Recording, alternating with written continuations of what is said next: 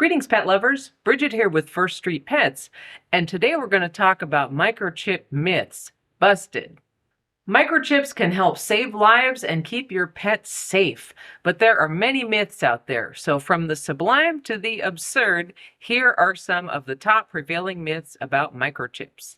Myth number 1, microchips have GPS. This is probably one of the most common myths today because GPS is such a big part of our lives. It's in all of our phones. We have special GPS devices. There are GPS collars for dogs that are very useful, but unfortunately the technology is not there for GPS in microchips. One of the reasons, and I talk about this in another video specifically about our microchips GPS, is that they don't have a power source. The microchip is tiny and there's no way to have a battery in there or something that would be a power source that would last for any amount of time, let alone the lifetime of the animal. So for that reason, microchips do not and cannot have GPS. Myth number 2, microchips do not need to be registered. This is unfortunately a common myth. Minnie would like to say hi to all of our fans out there. This is unfortunately a common belief, and it leads to pets getting lost and never found. Sometimes people think that the microchip records are kept by the veterinarian or the shelter or whoever implanted the chip for them. And while that sometimes may be true, it often isn't and cannot be relied upon. This is why it is so important when you get a new pet, or if you can't remember if your pet is microchipped, to go ahead and have them scanned, find out what the number is, use pet microchip lookup to see if it is registered, and then register it with the registry of your choice. Free Pet Chip Registry is one of the ones that I recommend, which is free, as the name would suggest. Buddy ID is another. There is a one-time charge, but they do offer a very high quality level of service. But in any case, you cannot rely on anyone else to keep those records for you. It is your responsibility to register your pet's microchip. Myth number 3, you can scan for a microchip with your mobile phone. This is a good one. It would be really cool if it were true, because then you wouldn't have to buy one of those expensive scanners. So I just did some testing and reviews on scanners in another video, which I will link in the description. And the fact is that microchips require a special hardware to be detected. And that's why you have to buy a scanner, and that's why the ones that detect multiple different frequencies are bigger and heavier, because hardware is required. I think maybe people are getting this mixed up with a QR code, which is just an image that you can read from the camera or a QR reader app from any mobile device. Does not work the same way with microchips. I have seen some articles and videos suggesting that you can scan for a microchip with a mobile phone or even with a stud finder, which is pretty weird. So it just goes to show you can't believe everything you find on the internet.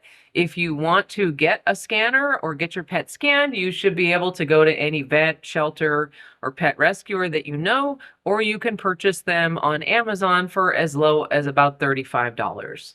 Myth number 4, microchips cause cancer. Now, I'll probably get some comments on this one because everyone has their opinion. But I think the fact is that as technology improves and nutrition improves and lifestyle improves for people and pets alike, they are living longer. It's not uncommon for pets to live to be 14, 15, even 19 or 20 years old. And let's face it, if you live that long, eventually you will succumb to illness, and cancer is a very common illness for humans and animals alike.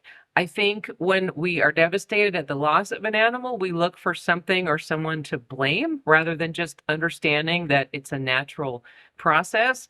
And so if the animal had tumors or got sick in the area of the microchip, it's easy to draw a connection between the microchip and the illness, when I have not seen anything actually proving that. So part of why people believe this myth is because of the prevalence of cancer in laboratory rats and mice, and they will have tumors seemingly in the area of the microchip. This is one of the reasons I've read about for people to believe that microchips cause cancer. Now, if you've ever had rats and mice as pets, which I have, especially rats make great pets, but sadly they don't live very long. They usually only live about 3 years, and inevitably they get cancer. That's why they're used in cancer research in labs, because if they live that long, and in nature they probably wouldn't, but as a pet animal, they will live about 3 years and inevitably succumb to cancer. So this is not a reason to believe that it was caused by the microchip. It's just the natural aging process of rodents. Myth number 5, the government can track you with microchips. Now, there are conspiracy theorists all over who believe that the government is tracking us, and in many ways we are being tracked, certainly with security cameras everywhere in public and all of our uses on the internet. So it's not like this isn't true 100%, but microchips cannot be used to track people. This is a myth that really picked up steam during COVID when people were getting vaccinated, and I was hearing stories of microchips being inserted in people at the time of vaccination. Now, maybe this is believable to someone who's never seen a microchip, but to those of us who have and have implanted thousands of microchips, it's laughable, because while the microchip is small, it's about the size of a grain of rice. So there's no way it would fit into the tiny needle used for a vaccine or any other kind of liquid. If you've never seen a microchip, if you've ever given blood, it's something more like that kind of a needle. It takes a really large needle. It's pretty obvious when you are implanting a microchip. So I don't think anyone's going to do this to you when you're unaware. So as I mentioned earlier, microchips don't have GPS, so even if you were secretly being implanted with a microchip, there isn't any way to track it. And my favorite part of this myth is the silliest part. We all voluntarily get tracked by carrying these things around all the time. All of our phones have GPS.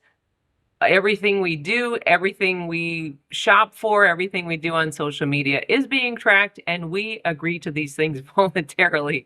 So it is kind of funny to me to think that this has to be done behind our back because we're doing it voluntarily. I hope this has been helpful and interesting and entertaining for you, and that it will shine some light on some beliefs that people have about microchips that may be funny, but also can be harmful, because if your pet isn't microchipped and it isn't properly registered, they could get lost and you may never see them again. So it's very important not to believe in myths, but in facts about microchip and lost pet prevention. Thank you for watching. What you doing there, Min? Min? Say goodbye.